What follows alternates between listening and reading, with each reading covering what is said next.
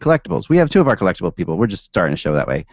Not a whole collectible show, but we have two of our collectible finest in Dan Petru and Russ Cohen with us today. I just got that the other day. A John Gibson buyback. Very nice. Oh, nice. I can't afford the buybacks. Buybacks are interesting. I know nothing about them. For 2 cards. But I've got my box of cards here, so we'll save that for the end. I know that the thing that you guys missed most about not having me on the show the last 3 days was this box of cards. Oh, nice. The rule is I take the cards, I read them, and I throw them in the trash right there. So that's what we do. And we'll read them at the end of the show. Okay. So, Dan, as a producer, I wanted to know, does my mic sound better? Does this mic sound better than the other one did? A little too much bass. A little too much bass. All right. Excellent. Thank you. But it sounds much better. It's a much better mic, so it's not as cool looking, but all right. Let me turn the bass back up. Is that better? Much better. I've got a bassy, I've got that low, that dulcet nice tones. Yeah. The Barry White dulcet tones. I can sing Leonard Cohen like Suzanne takes me down. No, you can't. You really can. Please don't. I've done it. I've gotten paid for it. I've gotten paid to do it. So I sing that. Please put the vest back on. Yeah. Oh, man. You guys missed the vest, unfortunately. Your head. Well, see, the reason I got a vest is, okay, so Halloween is a big thing around here, and I'm working on another costume, of course. We decided way too late, and then... He's going to be a blackjack dealer. Yeah, no. For my son. My son... That's what you know. That's the blackjack move. Okay. Every year we do something with my, son's costumes, and something cool. Like last 2 years I built R2-D2s, and gotten better R2-D2s. And this year he decided last week that he wanted to try a BB-8, and I'm like, okay, well, we could try building a BB-8, but it's going to be tricky. It's not as hard as R2-D2, in some ways it's much harder in other ways. And of course I got sick, and he got sick this week, so it was an interesting week. So tonight we have a lot of pressures on him tonight, as far as finishing the costume goes. A lot of pressure. He's got like a day and a half. I mean. Well, no, but his school Halloween is tomorrow morning, Russ. It's not like more pressure on finishing that, or who do you think has more pressure tonight, you or Bruce Boudreau? I'll take Bruce's job. Okay. Wow. Yeah. Even though you'll be fired after the next game, you're still going to take that job? Versus not having your kid's Halloween costume done? Yeah. That's actually a good point. Here's a little bit of a preview, so you can see this here. So this is next to R2-D2, which we built. Oh yeah, that looks crystal clear. Yeah, hold on. It should. Hold on. Let me try decreasing this a little bit. All right, just relax. Come on. Version. Cut me some slack here. I'm doing my friggin' best. We had to make up for lost time, Egg. I know. Wow. I come back and immediately. The tough crowd. I can't make fun of Mike all the time. I'm going to email it to myself and then show it properly.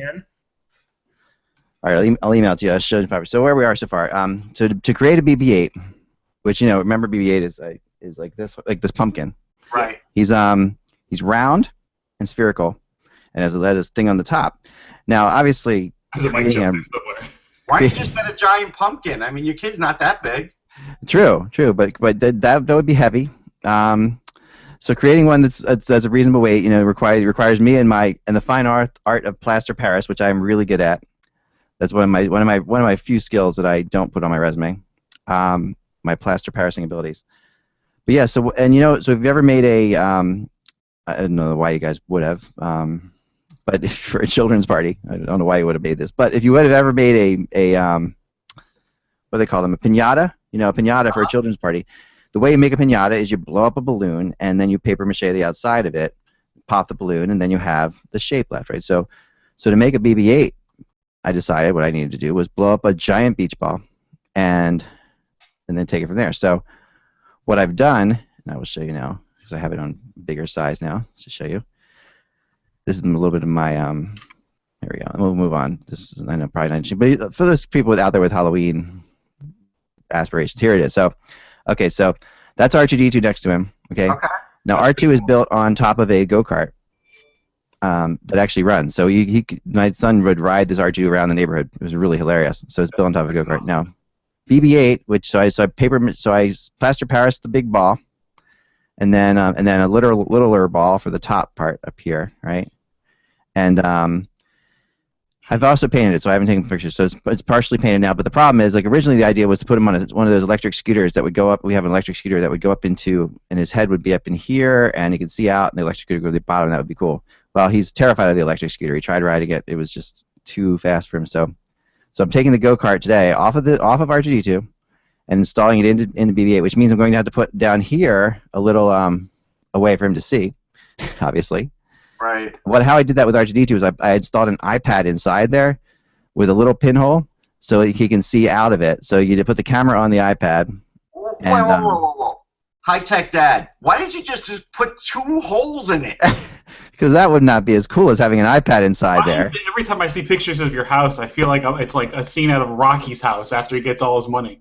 Stop! Look at those games in the background. This is awesome. These two are These are 2 Star Wars Pod Racers games back here. Oh, that game's so good. It's awesome. Having 2 of them is phenomenal. And this is called Skyrunner, which is like a really obscure game. Yes, I remember Skyrunner. But an awesome game. What I do with these is I buy them. I don't have a lot of money. This might look like I do, Dan, but what I actually do here is I buy these games when they're broken down and falling apart, and then and you rebuild them. And I rebuild them. Yeah. That's actually more. I think that's actually more fun.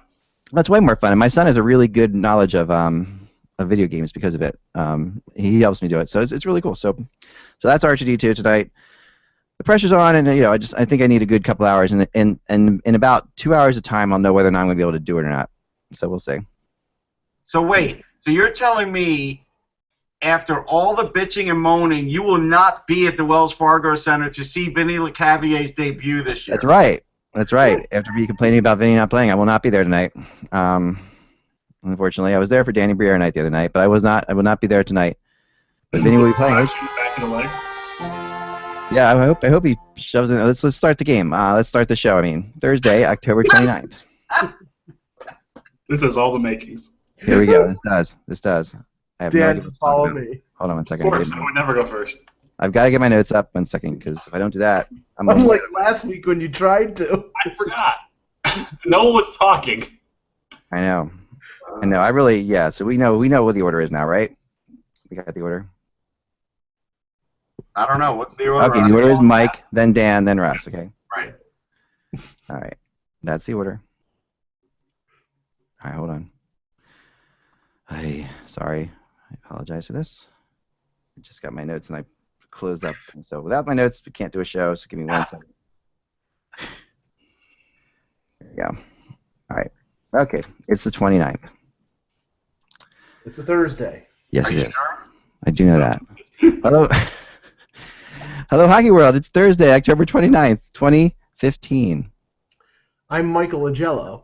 I'm Dan Petru. I'm Russ Cohen from Sportsology. And I am Eklund, and you're watching the HockeyBuzzCast. Is that Russ Cohen's official sound now? Yes. That's his theme song. And you're watching the HockeyBuzzCast on HockeyBuzz.com. This is the podcast that comes to you every Monday through Friday at 1 o'clock. And thankfully, this week, I've been feeling under the weather like crap. So Dan and Russ and Mike have really filled in nicely. I appreciate it so much for you guys. And I'm going to try to go today. I'm day to day, but I'm all right. Some kind of big bug, and then I just thought I was dying for a little bit there. But besides that, I'm okay. So we're doing well. Yep. And but yeah, I feel pretty good. So For a dead guy. Okay. Yeah. So it's for a dead guy. So let's start. Let's start the show with because I had to say this because a bunch of people emailed me while I was away and said thank you very much from the heart of the Montreal Canadiens fans for me writing my blog over the weekend that said that asked everybody when the Montreal Canadiens streak would end. And of course, whenever I write a blog saying that, the answer is immediately. It's another example of the act curse. Yes, ask Kari Ramo. Right, ask Kari Ramo. Well, Kari's very happy today because Jonas Hiller got hurt last night, so he'll be called up from the AHL. If I was Hiller, after playing behind that defense, I'd milk that injury for 6 months. Right. So there you have it. So let me hold on. We got to figure out this echo real quick. Mike's logging out. It might have been Mike. Does everybody have you have headphones on, Dress? I don't, but I can go there.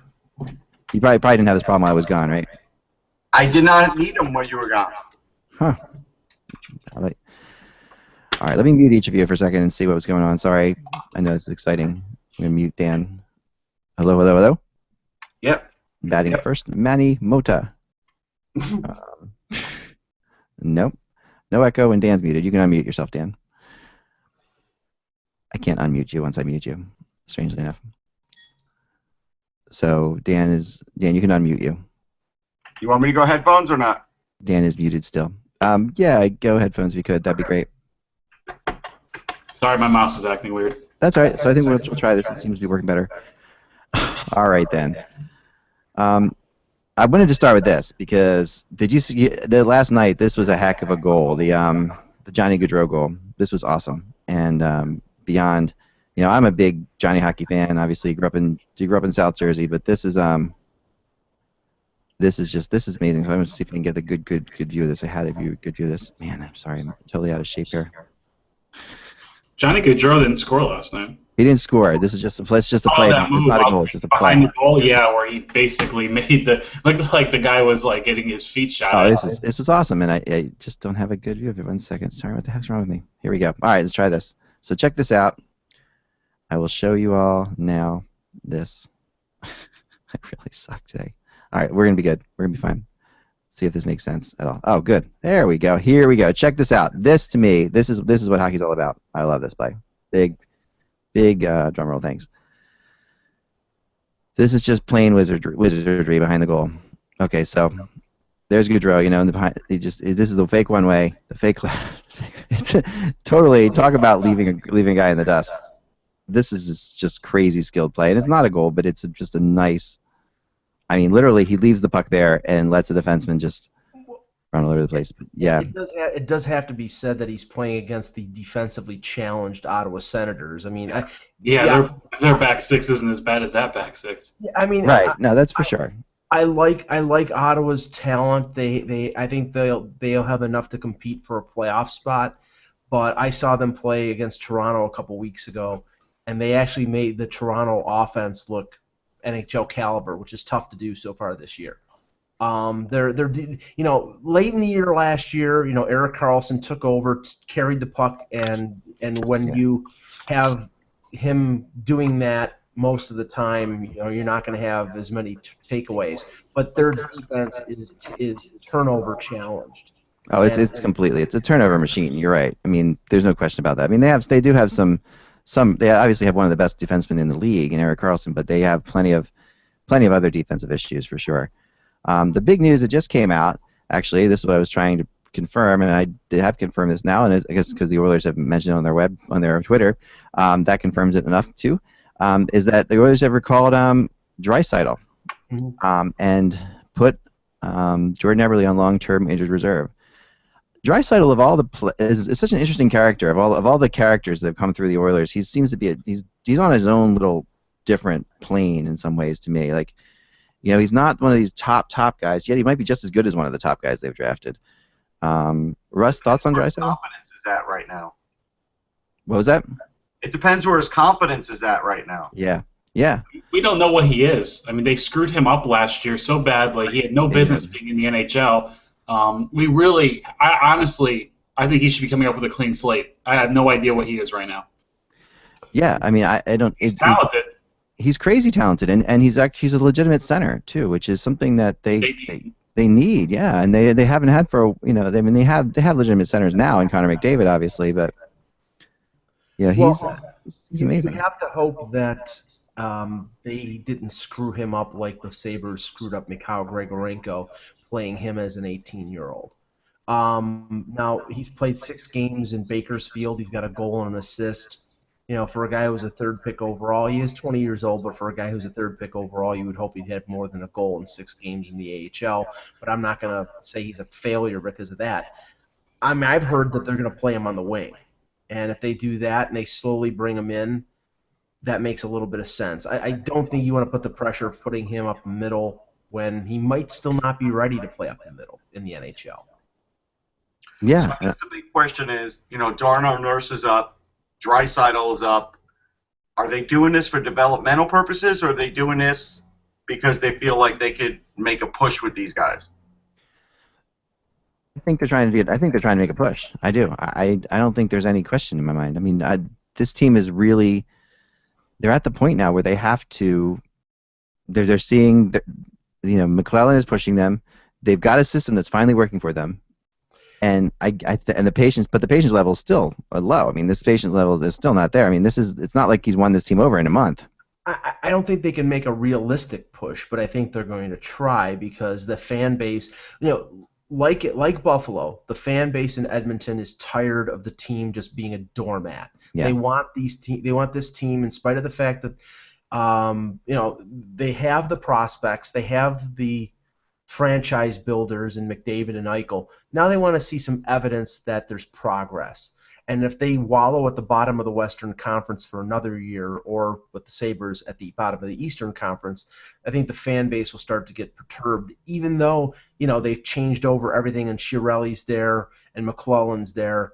They want to see progress, and I think they're seeing it with McDavid, but maybe they're bringing up Draisaitl and they're bringing up Nurse, who scored his first NHL goal earlier in the week, to see if they can stick with this group or if they still need time to mature and develop in the AHL. Here's the dilemma. We call Anaheim god-awful at the moment, and they're only 2 points behind Edmonton, who's played one more game. Right. Exactly. No, I mean, that's true. And we think Edmonton's played very well. We think of them as having played very well. Right. And you're right. I mean, and Anaheim, the Boudreau watch is on full tilt right now. I'm not buying it, but I'm buying it. You're buying it. Yeah. Yeah, I thought yeah. I don't know. I mean, why are you buying it, Russ? I'm buying it because when they coughed up a 3-goal lead in the third the other night, that's the mark of a losing team, and yeah, good point. That was like their last gasp. They scored those 3 goals. They probably thought they were safe in keeping their coach safe, and then the game slipped away from them. Anderson let it slip away. The team let it slip away. They can't save their coach anymore. It just doesn't seem like it's possible. And there's there's conflicting info coming out right now. I mean, I heard that Bob Murray doesn't want to fire him, that the players don't want him fired, but then they do what they did in Dallas, and now they play St. Louis tonight, I believe. Without Getzlaf, the leading scorer on the team is Mike Santorelli. And you continue to hear right, exactly, and you continue to hear the names. Paul McLean and Trent Yanni and Randy Carlisle and whatever. So I mean, if truly they weren't going to fire Bruce Boudreau, Bob Murray would come out and say definitively he's staying. He's not coming out and saying that. So I think he's leaving his options open, and he's probably going to be taking some heat on this as well because he's the one who traded Emerson Edom. He's the one who traded Devontae Smith-Pelly, and he's brought in all these one-year, mercenaries like Santorelli and Chris Stewart and obtained Kevin Bieksa. The mix on that team is not the same as it's been the last couple of years, and the GM has something to say about that. I think he's safe, though. I think he's safe like Lombardi was safe, like I told you. The guys out west have a lot more job security, the California guys, than like an Eastern city. They just do. Now, they have won cups, so that helps, but they get a much longer leash. They really do. I've been really shocked at how poorly they've done it handling Hagelin, out there. I mean, this is the one thing that an older coach like Boudreau can struggle with. Like because they get so set in their ways as to line up they have, and then they end up getting a guy like Hagelin, who I think he was a very good player. I mean, he's a player that the Rangers depended on, as you know, Russ, as a secondary scoring guy who's going to fill in spaces and stuff like that. And yet, he has not found a regular spot on that team that can't score. Yeah, he's usually an even strength guy too. Like he would be right up there with the Rangers leaders every year for even strength goals, somewhere between 15 and 20.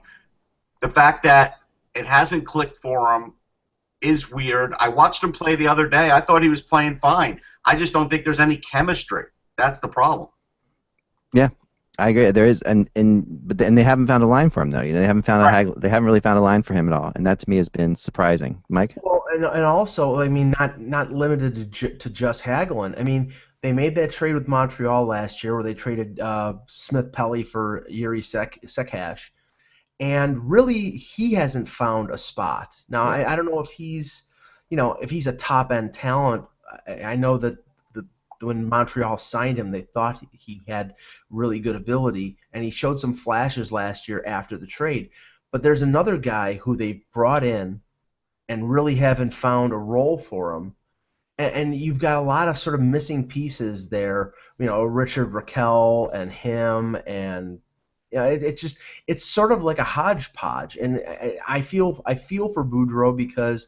And I did a podcast this morning with Bill Waters, the former assistant general manager of the Leafs, and he was saying one of the things that can't be underestimated is the effect of Boschman not being there, because Boschman was a rock on that blue line.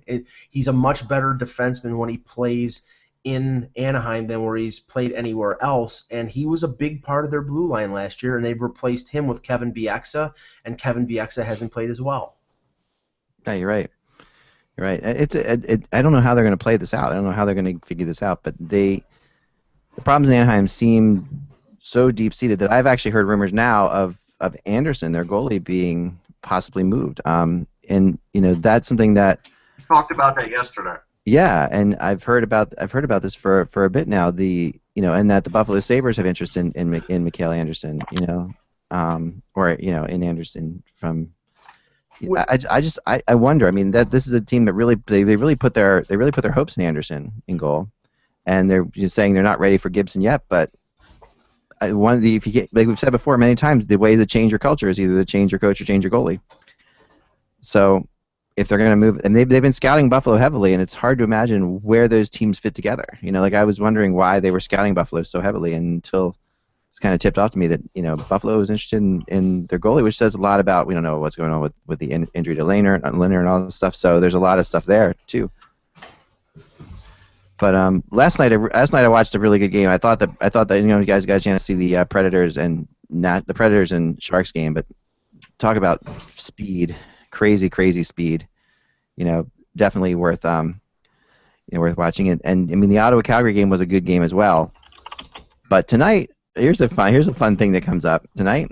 We get to see Dan Bylsma return to Pittsburgh with the Buffalo Sabres, and Bylsma was loved in Pittsburgh. I mean, he really was. They really liked him there, and I think tonight we're going to get a chance to see how that responds and how the team responds to him. I never felt like the Penguins players had any problem with Bylsma at all. And there were a lot of people who were saying that because he was a player-friendly coach too, right? So that also plays into it. That helps him out.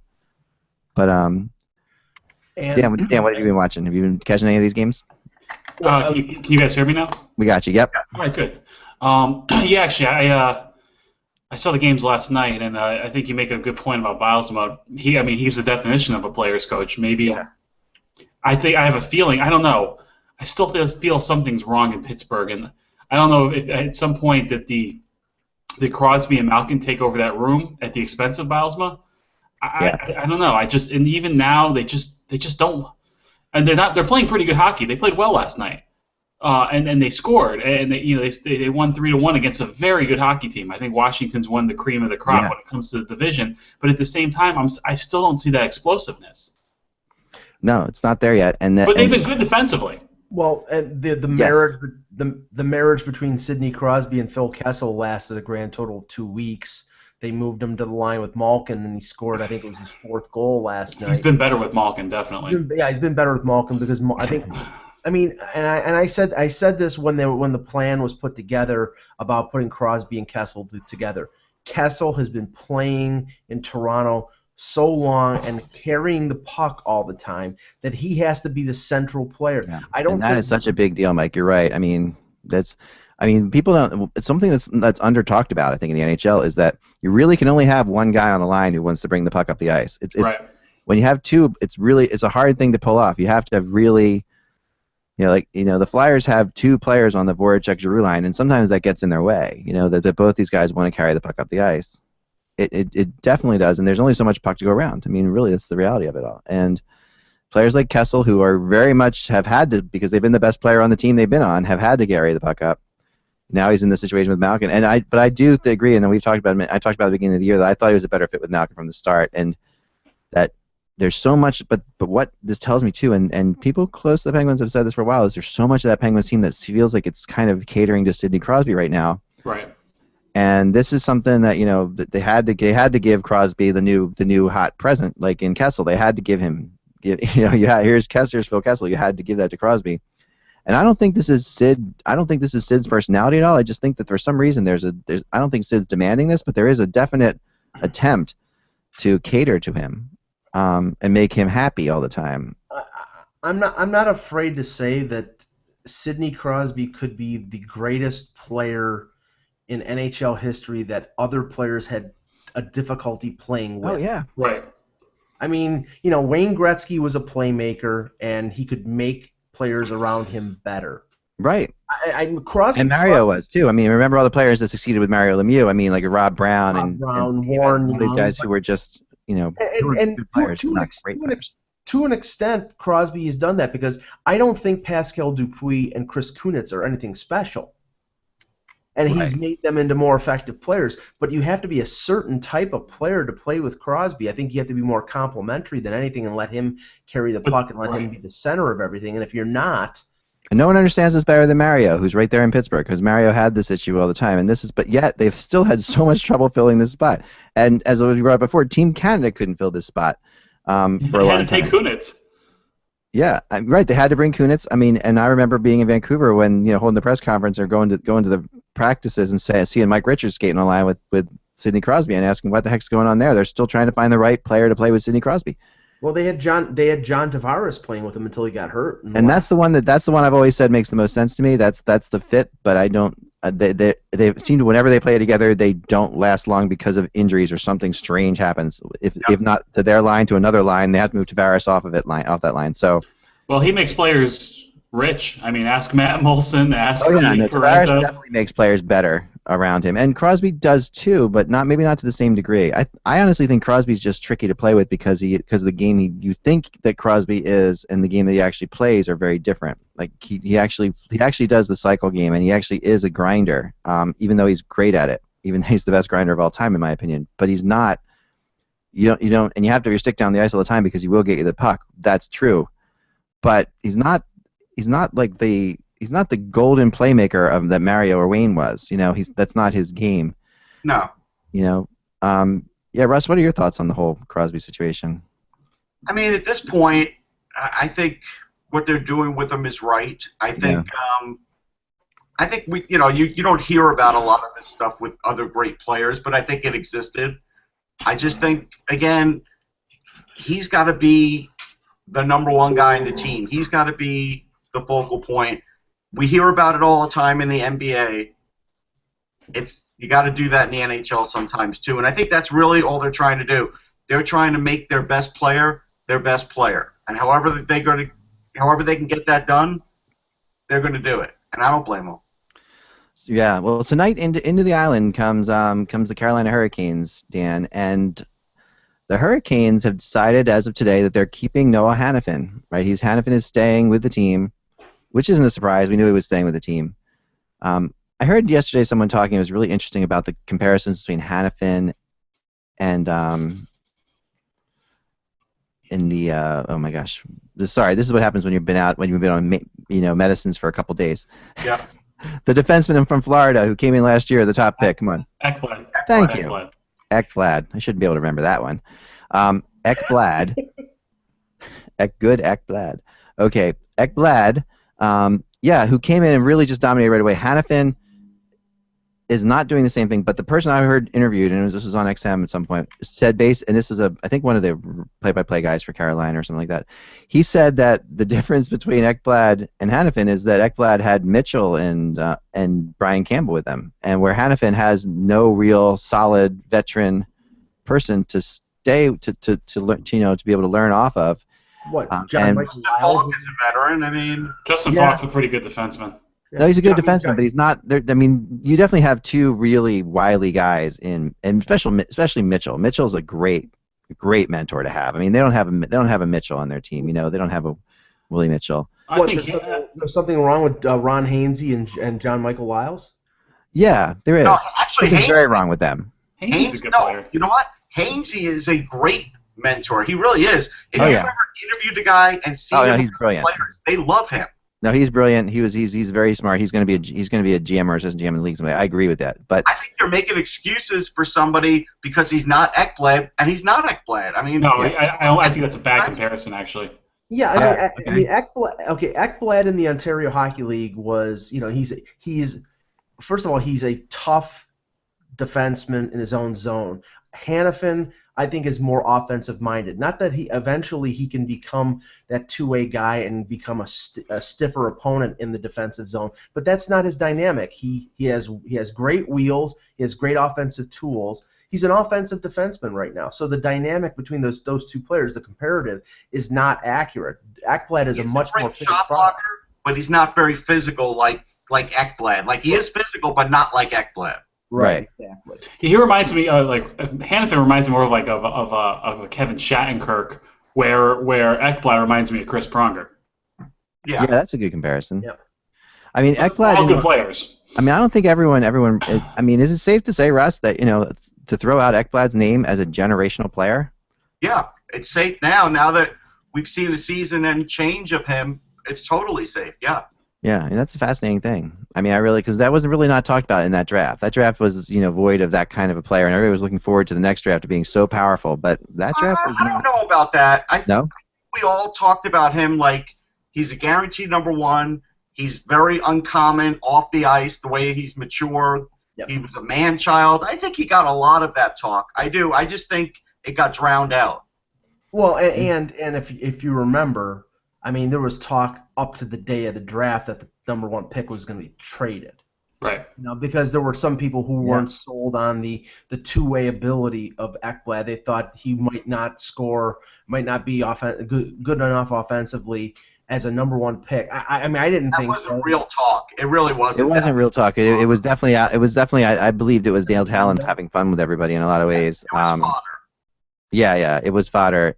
Although there is definitely a real thing among NHL's GMs of a fear of drafting first overall defenseman. I mean, there's no question. I mean, that's why Nathan McKinnon goes over Seth Jones. And how difficult it was for the Flyers to try and even move up to get near him. Right. Oh yeah. No, but Hanifin is. Hanifin's the real deal. I mean, is Hanifin that much better than the defensemen that have been sent back in the draft that were drafted near him, Russ? No, it's just he played the college system. He's a big kid. He is excellent defensively. He takes good angles. So he never really makes mistakes in games. So the fact that he's sticking is not surprising. Will it be good for him long term? I don't know. Yeah, we'll see. But some of these other guys can be just as good or better than him. It's just they're going around the normal path. Yeah. Carolina has inserted them. They like what they see. I'm okay with it. And I think the fact that Hanifin did play in the U.S. system and was such a key cog in international games that made him a little bit more worldly early on. He can always go to the AHL too. Right. And he can go to the AHL. That is a big difference, right? He can go down, which I think I know a lot of these players would not have gotten sent back juniors if they could go to the AHL. That's for sure. It's definitely that rule. I'm convinced that he's only in the. I mean, he's in the NHL because he can play in the NHL and because he has the talent to play in the NHL. But I'm convinced that he's definitely staying because Wisniewski got hurt, and he can fill that role. Probably not adequately right now, but I would say by the middle of the year he'll be up to speed and comfortable with the league. Just to further the Eklund curse, by the way, years ago I wrote a really soulful, heartfelt article about James Wisniewski being left off the U.S. Olympic team because I thought he was overlooked and I thought he deserved more, and he was the kind of player that they could have used on their team. And shortly after that, he got suspended and then got hurt, and now has gotten hurt again. So I really feel bad for James Wisniewski because he has had such a man. He played 39 seconds, I think, something like that, for the Carolina Hurricanes before he goes down. Yeah. I want to bring some news here. I mean, you've always said my prospect show on XM's the best. I just found out it was canceled, so there you go. What? I'm kidding. It's a joke. It's a joke. It wasn't canceled? I know. Russ, what the hell? Russ, he needed Foul, something. foul, Russ, foul. He needed something to cheer him up after the way his team played in Kansas City last night. Oh man. I was just perpetuating the curse. I don't believe in curses. No, I think you're. Oh wow, I put it all together now. Yes, your show is not that good, Russ. It's not that good. I agree. It's a hack show put together. Because I wanted to stay on the air, I'm going to say that. All right, 2 teams in the league right now with 1 loss. Can we name them quickly? Montreal and Washington. Washington has 2 losses. Okay. The other team with 1 loss, without looking at the standings. Rangers? No, No, they have 2 losses. Sharks? Nope. Nashville. The Nashville Predators, 7-1-1. Who they lose to? Oh yeah. Right, they lost to the Islanders. In a non-sellout. Oops. And their 1 loss. Oh, come on, Russ. Button start. Right, so now they are. They're flying high. I mean, right now, the team that really is surprising me when I look through the standings is where the Panthers are. The Panthers are in 3rd place in the Atlantic. I think that's. I mean, it's all so tight and close there, so it's not like it's a 1-point difference between them. That's where I said they'd be. That's where you said they'd be. Yeah, I did not see. I mean, I think the Rangers, Islanders, Washington up the top 3 in the Metro. That seems about right. The surprise is, and we'll see how they go going forward, is that Barkov is out, and I think Yager is out right now too. Right. So I mean that's 2 important cogs on your top line. I mean they're probably going to have to play more of a cards close to the vest defensive. Their defense has been good. Their defense has been good. And Luongo's been outstanding. And Luongo's been great. So I mean, if they can survive. I mean, it's only supposed to be I think 3 weeks for Barkov, and I think it's a day-to-day thing for Yager. But right. That team with those players in the lineup, they haven't been as challenged in terms of their offense as they've been in the past. So it's showing that guys like Barkov and Bukestad and Trocheck and some of the young guys that they have are contributing. And if they can get goals from those young guys, they're a team that could be scary. No, I do agree. I mean, they really they're much better than I thought they'd be. And suddenly, before you can blink, the top of the Pacific Division is owned by the LA Kings again. Who really came off to such a terrible start, and now 5 wins in a row will do that for you. That's their MO, though, right? They're slow starters. Yeah, but this is in the grand scheme of things, not a slow start. Suddenly, now they're in their first 10 games, they've won 6, and they've only played 9 games so far, so they could win 7 of their first 10. And that's actually a fast start for the LA Kings. So if they turn this around quickly, they turn this around much quicker than they usually do. That's for sure. And their team. I mean, I guess the Calgary Flames are the team that keeps coming up in the trade rumors for me. They're the one that really does. Surprise me how much the fan. Well, no, it doesn't. I shouldn't say this. I shouldn't say the fans surprise me how much they want to make changes in Calgary because they're very impatient fans and they're very loyal fans. But I don't think they're going to make any quick changes in Calgary. I don't get the sense that they're Well, Brody came back last night, and I think the effort's there. They played their butts off the last couple of nights, but they just can't get a goalie to make a save when they need to. They have in their defense, the play in their own zone has been horrific. There's guys open left and right, and Dougie Hamilton looks like he's never played hockey before. Well, he's been a fascinating story this year. He really has. They're not hard to play against like they were last year. They have to get that back. Right. I wonder how a team loses that. It's like not like these players. It's such a fine line. I mean, them and Columbus, you would have called 2 of the hardest working teams in the NHL, right? And both of them are off these horrible starts. They never have the puck. They never have the puck. I know, they don't. There seems to be a huge disconnect between their defense and offense. Their transition game is terrible. That's whenever I watch them. I mean, their defense is. These defenders are good, but they look terrible because there's no connection between them and the forwards. So they're solely playing defense. And that to me is a really surprising thing. Columbus has gotten, they've won 2 in a row, so we got to give them credit where credit's due. Torts has come in. And Johansson's coming back tomorrow night from his mysterious illness. Didn't Tortorella call him fat? No. I read a report somewhere that there was something going on, and I didn't because like I said, I've been really under the weather. And there was the report that he needed more conditioning that Larry Brooks wrote about, and then Tortorella refuted. Okay. Right. Shocking, Larry Brooks. Yeah. And everything was One of the things, going back to the Kings for a second, one of the things that's been key for them is the fact, Doughty hasn't gotten off to a great start. Kopitar hasn't gotten off to a great start. It's all one line. It's this Carter to Foley, and they move Pearson off the line, and they put Lucic. And that's three sides of beef on that line that is tough to stop. And I tell you, you know what it is, though? I'm going to tell you the common denominator there is to Foley. Nobody gives him enough credit. I'm telling you. Yeah, no, he's a big time player that they did not. There was a lot of people who tried to trade for Toffoli at the draft. There was a lot of stuff going on, and LA just won't do it. No. And he's got 7 goals now. He's a big time player. And he's not the fastest guy. He's not the biggest guy, but he knows how to get open. He's got great hands. Yeah. It's the Luke Robitaille scouting report. That's what it is.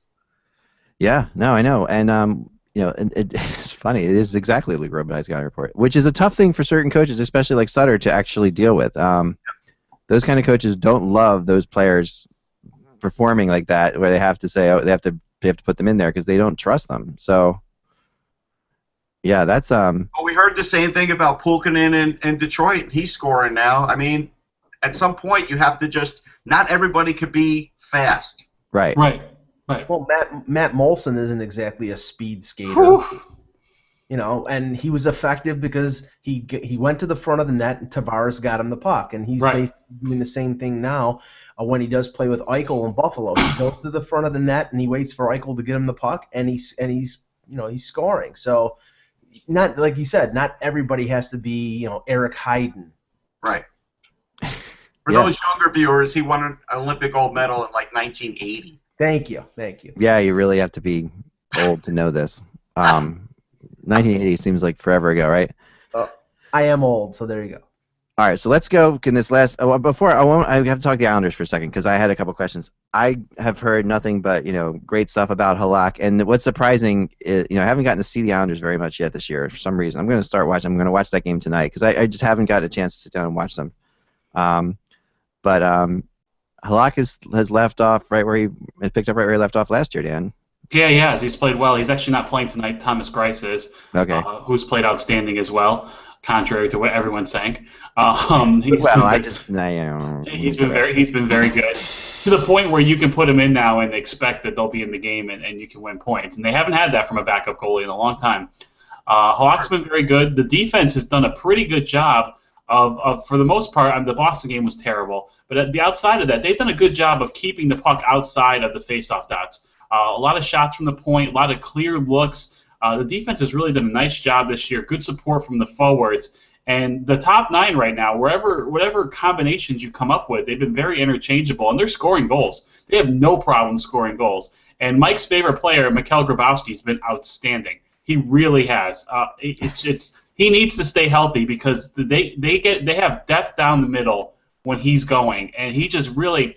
You're expecting a goal a game from that line, and Nelson looks great with him, and Lee looks good with them, and whenever that line's out there, they're playing in the other team's zone all the time.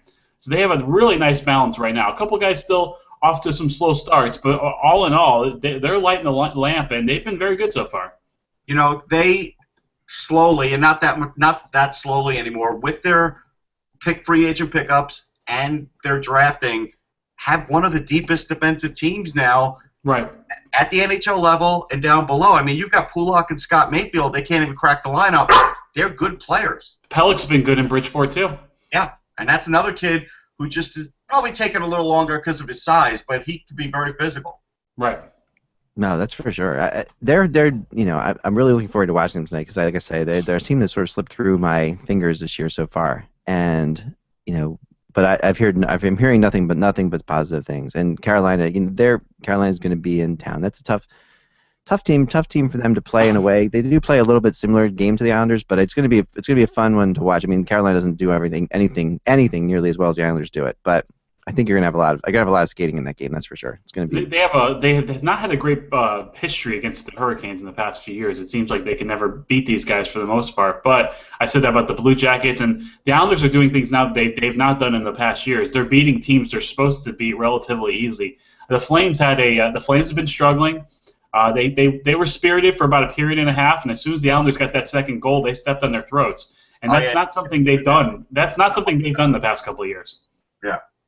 Yep, that's what I've heard. Now, I don't know if you talked about Jeremy Bracco yesterday, Mike. You mentioned that. We did. Okay, you did. Okay, cool. So we'll go past that. We didn't talk about Justin Pogge cooking food in his full gear, though.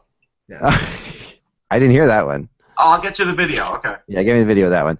Let's go to some of the I guess some really other good stuff that we'll talk about. Was he cooking between the pipes when he was a Leafs prospect, and they decided to give away Tuukka Rask instead? So that worked out. Nice. Yes, that's one of the best moments in Leaf history, Mike. I know. Happy to you. All right, so we're going to the box of fun. Okay, so as you know, before we end the show with a couple cards from here. This is sort of like a history lesson for everybody. It's kind of better know an old player, I call it. I just pick randomly, and these are really good ones. And the interesting thing is, the first two players, I believe, may have been traded for each other. I picked right out of here, but I'm not sure. This first one's an LA King. Okay, he was. Is that Pro Set? Oh, that's a Pro Set, isn't it? Pro Set, yeah, it's pretty good. Nice. He was an assistant captain for the LA Kings. This was when he was in his 1, 2, 3. This is his 5th year, so this is pretty much his best time. He was traded, I believe, to the Edmonton Oilers or the Detroit Red Wings. I'm trying to remember, but anyway, this is any guesses? Jay Wells. Number 18. Dave Taylor. Dave Taylor, very good. Very good. Dave Taylor card. Former general manager of the LA Kings, I believe. Now this guy was traded in, I believe, the big trade from Edmonton. Carson? Very good. Jimmy Carson. Excellent. Former Whaler.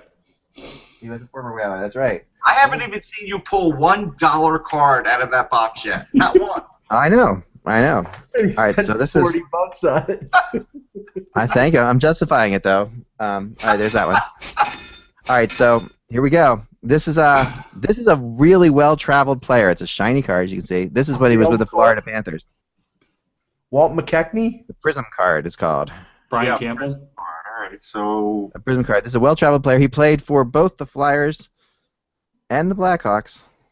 I was gonna say Peter Svoboda for a second. He's never been able to. He's been an anomaly. Yes, there you go. Christopher Stieg. There's these are good quality players that I have here. All right, see what else I got. Pulling out of here. Hawks, Panthers, Leafs, Flyers. I did put the video link up there, X. So. Oh, okay, I'll throw that to the end of this. All right, this defenseman was a Quebec Nordique at this time. He Michel Petit. No, he's often compared to this is one of those guys that I heard Russ and you guys on your great show compare defensemen to. Like he's one of when you think of a solid defensive defenseman who can also move the puck, he's got lots of experience, who blocks some shots. They always compare it to Adam Foote. Very good, Dan. Adam Foote, that's nice. He is one of the most off. He's sort of one of those benchmark players, no, Russ? Do you think so? No helmet, yeah, no helmet. I guess I was a little off when I said Paul Baxter, right? All right, here's a player I don't remember playing in the NHL. Okay, give us. He's a Bruin. Okay. He What era? All right, this card is a 91. This is 91. Okay. This card. All right. 180 pounds from Waltham, Massachusetts. Played for the Bruins. That's definitely hometown there. Yeah, but they've had a lot of Massachusetts guys. I know. His rookie year, he played 49 games, had 5 goals, 13 points. So let's see if I can read anything. He's from the Amonte era, but he's with those guys, and he played in Boston. A fast skater with an excellent checker. So-and-so proved to be one of the Bruins' most successful free agent signings. Wait. Oh, his kid just got drafted 2 years ago. I think I know who you might be right about that, Russ. I think you might be right about that. And I can't come up with his name. University of New Hampshire Wildcat. Go ahead. He was a defenseman there before being converted to a winger in the NHL. See, this is why this box is rocks, because this is a good one. He was number 14 for the Bruins. Dave He looked Reed. like this, but I won't show you his name. I was thinking Ted Donato. That's what I was thinking. No, this would be Jeff Lazaro. Oh, I don't even know him. Okay. Wow. I remember him. Again, Mrs. Lazaro doesn't know who Jeff Lazaro is. Here's a player that was very famous to Mike. This was a famous Leaf, but not. This was way before then. This is when he was with the Minnesota North Stars. Okay. He started his career with Washington and was traded to Minnesota in 1989, I think. Bob I need Rouse. glasses. I can't see anything Bob close to me. Rouse. No. Mike He Liu. looked like this.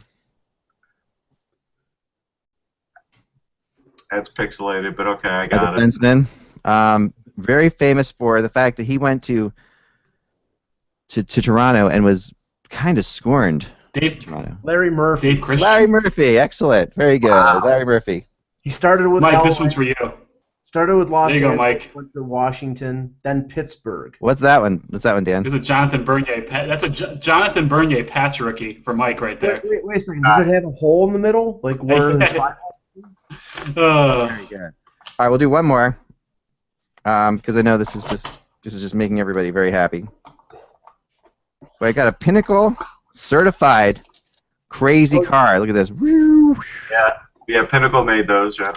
Was that a It's red called a peel off card. So I guess this peels Oh, off. I remember those. Yeah, you could take. Yeah, they would scratch like crazy if you took that peel off. I just did. So I've lowered the value of this goaltender who played for the Calgary Flames. Trevor Kidd. Very good, Trevor Kidd. Excellent. Great. So now the card is worth about the same as all the other cards. Nothing. About. Yep. Here's another. I remember I asked. Here's a true story about Trevor Kidd. I tried to get his autograph before a game. I was pretty young. I was in high school.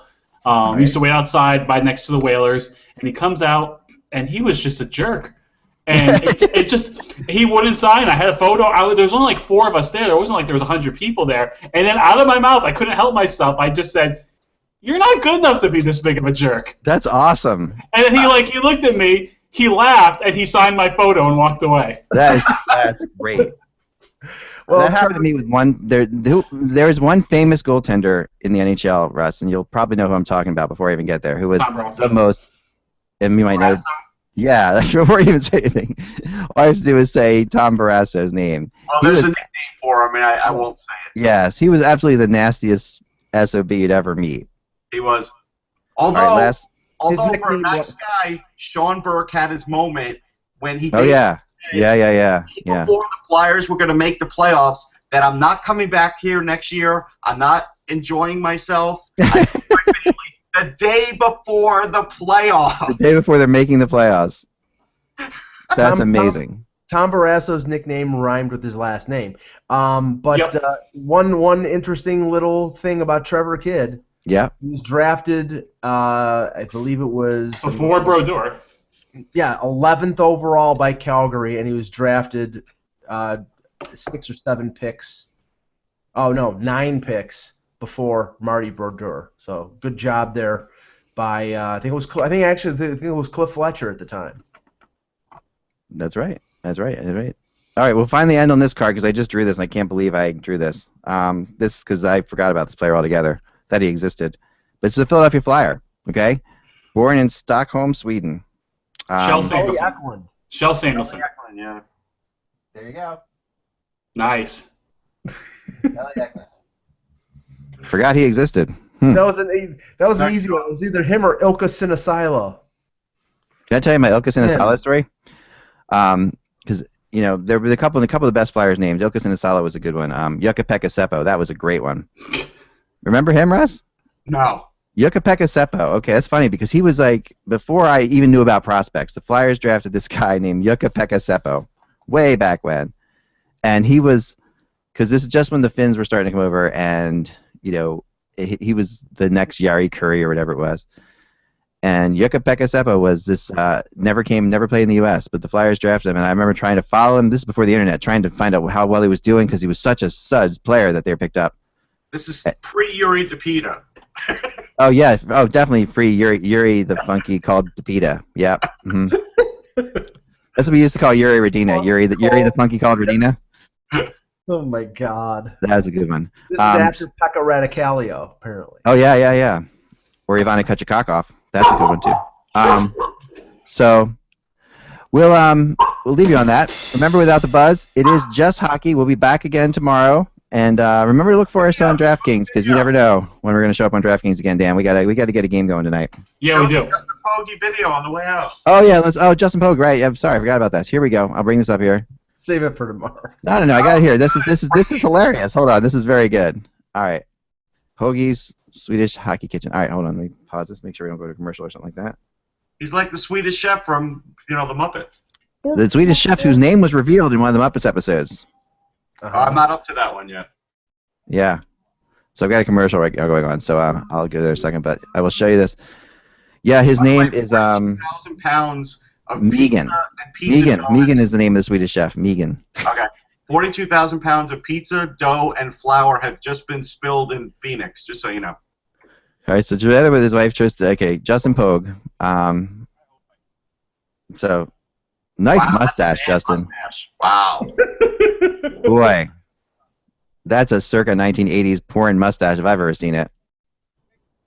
He looks like a Leaf goalie to me. That's the best thing he's done in that goalie uniform. Yeah, you never wear your goalie uniform around the house. It's just not a good idea. Well, does that mean that the dessert is going to be made by Vesa Toskala? I mean, the blocker hand you could literally only open the fridge with. What else could you do? Yeah, what else could you do with it? I know It's a cutting board. You can just put it up and The cheese plate. Yeah, waffle board. Yeah, right. It's a cutting board. Yeah. Chicken look and at that. Oh, that's not sanitary. Oh. No, that's not. No, there's no way. You can't. I doubt that Milek blocker is his. Okay. Where is he playing? Or no, he's playing in the SHL. Okay. Well, I remember I saw him in the minor league, and he played against Bridgeport a few years ago, and I was like, wow. Yeah, I covered him in the World Juniors. Yeah. He won a gold medal. Oh, he took off his glove. He took off his glove. That's cheating. That's cheating. That's totally cheating. I'm sorry. End this. Stop now. That's plenty. End this. All right. Thanks, producer Dan. All right, guys. Remember, without the buzz. Hey, get used to me saying no if we ever have a show.